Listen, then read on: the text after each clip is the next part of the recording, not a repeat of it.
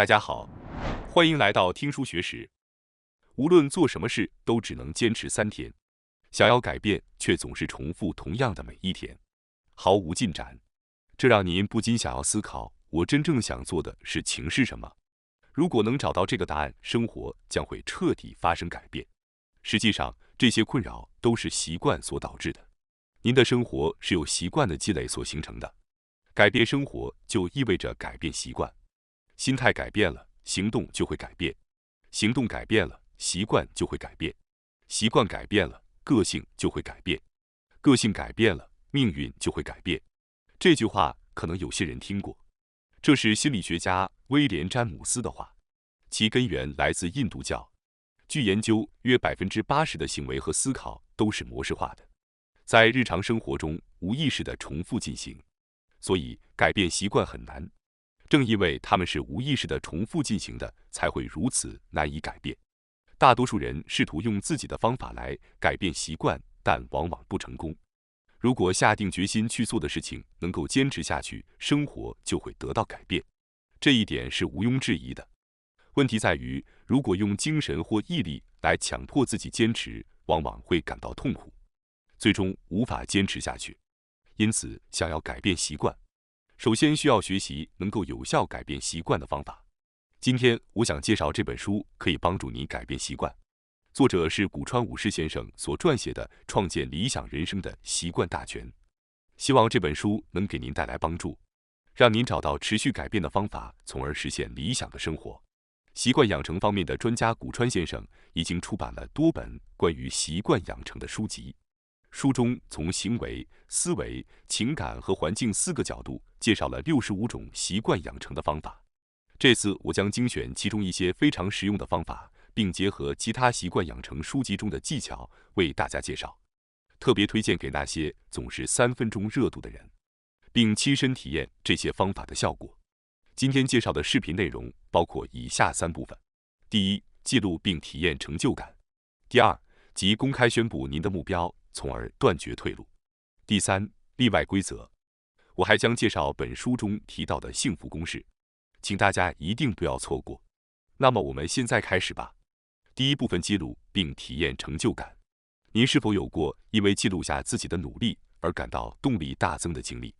看到自己的努力以可视化的方式呈现出来，许多人因此能够保持动力并坚持下去。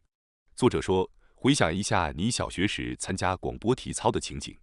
坦率地说，对于孩子们来说，每天早起去做广播体操是一件非常痛苦的事情，即使对成年人来说也是如此，更不用说在暑假期间要保持规律的生活了。因此，那些能够意识到这项习惯的重要性并坚持下来的孩子是很少见的。然而，即使是不情愿地去做广播体操，当在出勤卡上盖上印章时，会莫名其妙地感到动力增加，尽管很困，但仍然觉得值得参加。这确实很奇妙吧？实际上是一种激励的来源。当然，全勤奖可能会让人获得很多零食之类的奖励，虽然奖励确实有助于提升动力，但更重要的是通过每天完成任务并得到印章的积累，这种成就感能显著提高行动力。研究表明，通过这种今天完成了，今天也做到了的印章积累，确实能够提高人的积极性。人类是一种对连续性有强烈需求的生物，一旦中断会感到不适。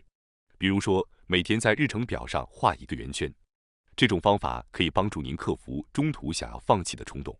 作者还推荐了一种称为链条技巧的方法，即在完成某个习惯后，在日历上标记1个叉。使用这种方法时的注意事项是要把这个叉画得大一些，使得前一天和第2天的叉能够连成一条链。通过这种方式，叉会像拉长的链条一样不断延伸，利用人类对连续性的需求来保持习惯，避免中断会让您感到不适，这是一种心理规律。另外，将努力通过数值化和定量化，进一步提高我们的动力。比如，计步器能够将努力量以数字的形式反馈，让人能够清晰地看到自己的努力。当努力被量化时，人们通常会更加努力，因为这种量化反馈能够激发内在的驱动力。对于那些难以养成或者保持跑步习惯的人来说，我建议您尝试购买心率表。通过佩戴心率表，您可以了解自己每分钟跑了多少公里，脂肪燃烧率是多少，这些数据能够支持您的动力。最近还有一些工具可以综合评估您的睡眠时间和睡眠质量。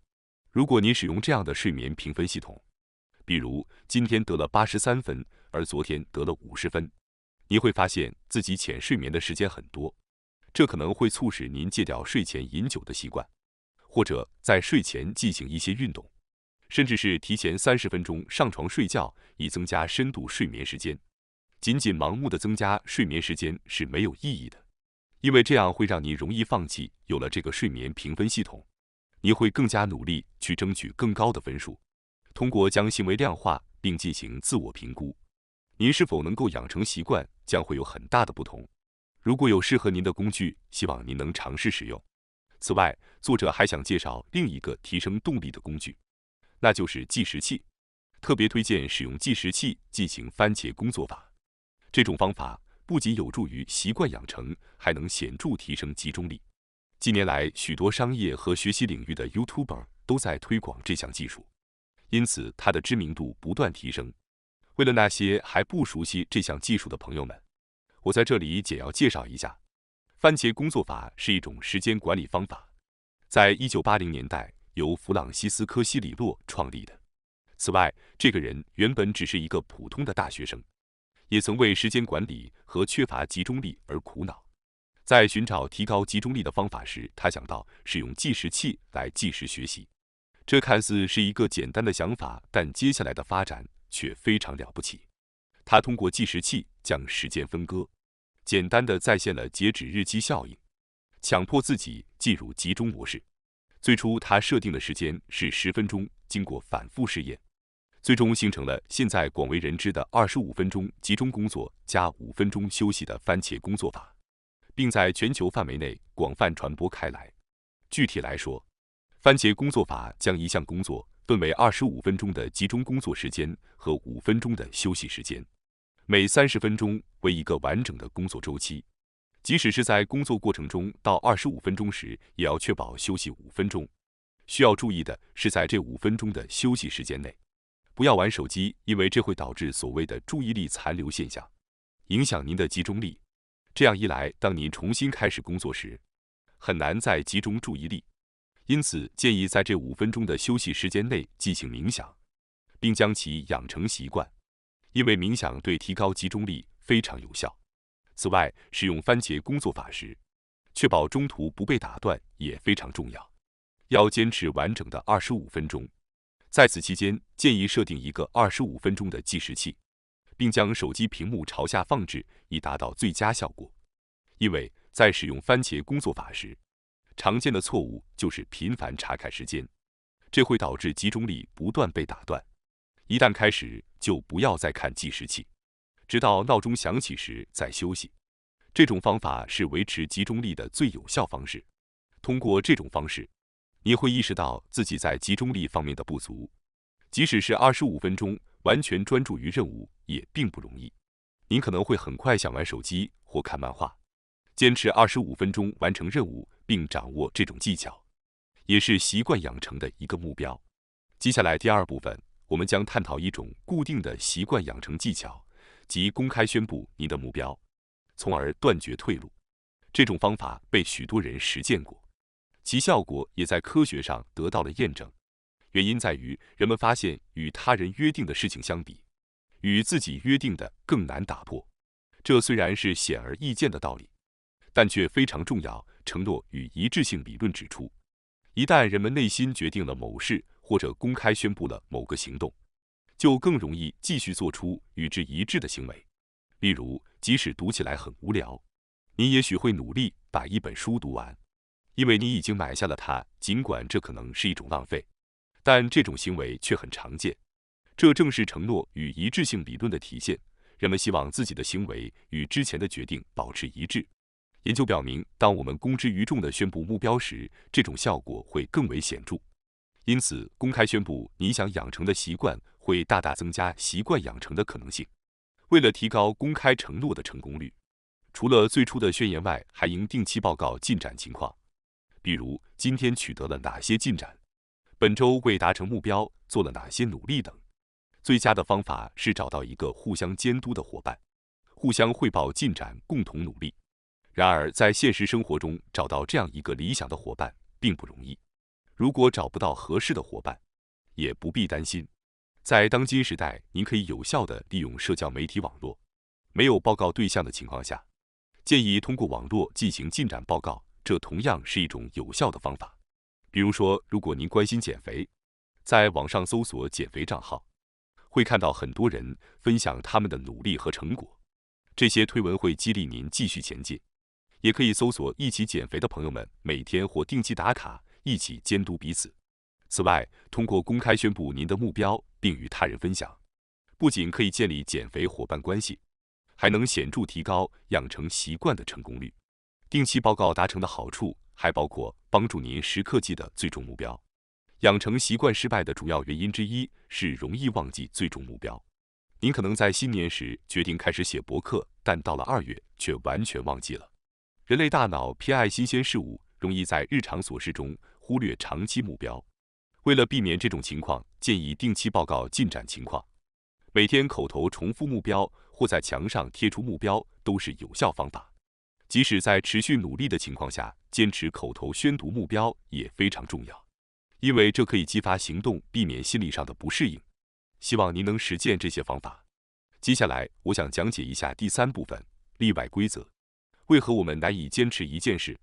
总结来说，大脑为了保护安全，对新的变化十分抗拒，并倾向于维持现状或改变现有习惯。对大脑而言，都是一种新转变。这是因为大脑在努力抵抗改变时，会使人陷入3天打鱼2天晒网的困境。这个过程中可能没有好的或者坏的习惯，这表明大脑正在保护身体。反过来说，大脑无论面对何种行为，一旦持续一段时间，就会试图将其作为新的现状维持下去。一个行为能够顺利持续的原因，是因为大脑希望维持当前的状态，这就是所谓的习惯化状态。进入这种现状维持阶段的时间至少需要连续2周。对于那些自己并不喜欢的习惯，可能需要长达3个月的时间。然而，要在这段时间内坚持下来是非常困难的。一旦进入了现状维持的状态，就会感到轻松了。但实际上这并不容易，因为人类往往需要面临各种不顺心的情况。比如，即使决定每天跑步，可是到了第3天却下起了雨，当天就没跑步了，然后习惯就这样被中断了。很多人可能有过这样的经历，即使决定每天学习1小时英语，也可能因为突发的麻烦加班，被上司责备，睡眠不足，或者因为喝醉了而无法集中注意力而放弃。这些突发事件会导致想要养成的习惯被中断，然后人们会陷入自我厌恶和无力感当中，失去了动力，并最终放弃。这时会产生我做什么都没用，反正我做什么都无法坚持的想法。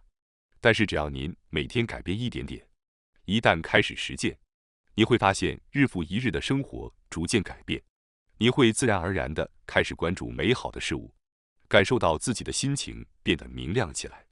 将坚持作为最优先考虑并付诸实践是困难的，将这个高难度的挑战留给下一个目标吧。心理学家威廉·詹姆斯指出，行为习惯是否能够有效形成，取决于这种行为持续进行的时间以及大脑如何适应这种行为。简单来说，习惯的形成是因为我们的大脑对我们的行为做出了反应，并且真正发生了变化。每天哪怕只是稍微做一点点，大脑都会因此而改变。换句话说，如果不去做，大脑就不会改变。让我们一点一点的每天坚持下去，这将是改变生活的重要一步。最后，作为额外福利，让我们来看看幸福的公式。幸福的公式，这也是习惯化必不可少的知识。幸福究竟是什么呢？这个问题有点让人困惑。是变得富有、升职加薪，或者获得荣誉，又或者是拥有幸福的婚姻？这些定义都是主观难以界定的事物，每个人都有不同的看法，这就是事实。然而，从一个简单而明了的视角来表达，积极心理学提出了幸福的公式。积极心理学并非用于治疗心理疾病，而是旨在提升生活感受的心理学，近年来备受关注。幸福公式是由3位积极心理学家在其研究中创立出来的。幸福的公式是 H 等于 S 加 C 加 V， 即幸福 happiness 等于规定值 set point 加生活状态 condition of living 加自主行为 voluntary activities。换句话说，幸福受到3个要素的影响，即规定值、生活状态和自主行为。稍微有点复杂，我们简单解释一下这3个要素。首先，规定值指的是我们对事物的看法和理解方式，这表示在日常生活中我们对于幸福状态的看法和理解。即使是同样的事件，有些人可能会将其视为危机，而有些人则视为机会。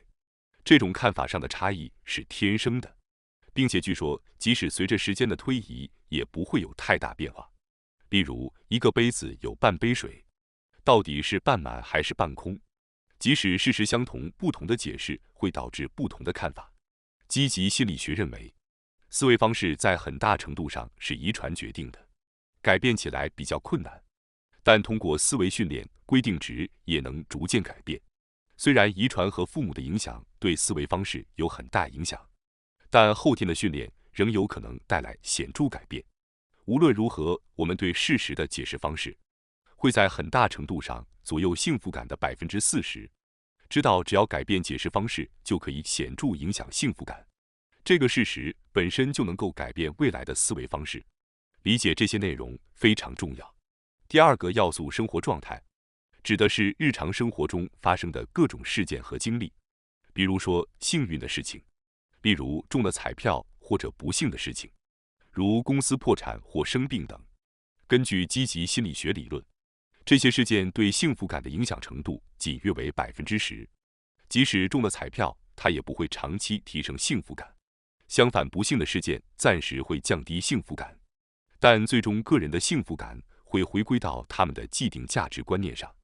也就是说，无论发生什么事情，那些能够积极看待事物的人，即使在不幸中也能找到积极的一面。而那些消极看待事物的人，即使在幸运中也会过度关注恐惧和焦虑，从而导致幸福感下降。请记住，情绪可能会因事件而暂时波动，但这并不会长期影响幸福感。第3个要素，自主行动，指的是我们选择的行为和生活方式，这表明我们是否感到我们在生活中的决策和选择是自主的。研究表明，当失去自我控制感和规律性时，幸福感会下降。自我控制感不仅仅是感觉被他人的命令或限制所束缚，也包括无法自我约束的情况，例如在休息日熬夜，早上10点才起床，然后一直看电视或玩手机。这种无计划和随性的生活方式会导致您失去对自己生活的控制感，最终使幸福感逐渐下降，将生活、人生、工作和家庭视为被动接受的，而不是主动去选择和行动。通过恢复主动性和积极性，我们能够提升丰富感和幸福度。自愿行动在幸福感和幸福度中有着高达50%的影响力。例如，早起并不是因为公司上班的时间而被迫起床，而是因为自己选择的时间，从而恢复了自我控制感。这种感觉非常重要，也是人生中将自己喜欢的事情转化为使命感的关键所在。当我们能够感受到自己拥有选择权和支配权，过自己想要的生活时，幸福感就会显著提升。马可·奥里略在《沉思录》中写道：当我们被人指导和命令时，会感到愤怒，因为我们认为衣着、思考方式、工作方式和生活方式都应该由自己决定。这是因为我们是独立自主的人类。成功的人们通常认为，对自己的责任和自主决策是成功的关键之一。我希望那些经常依赖他人的人能够重新审视他们的思维方式，并进行重新思考。因此可以说，幸福感的90%来源于习惯。幸福和习惯有着密切的关联。古希腊哲学家埃皮克特鲁斯曾说，人生的目的就是追求幸福。希望您能从今天介绍的习惯化技巧中学习，并养成一个或多个有益的习惯。感谢大家收看今天的节目。如果你喜欢我们分享的内容，记得点赞、订阅并开启小铃铛通知，第一时间获取我们的更新。在下次的节目中，我们将继续为大家分享更多有益的书籍。再次感谢大家的支持，我们下期再见。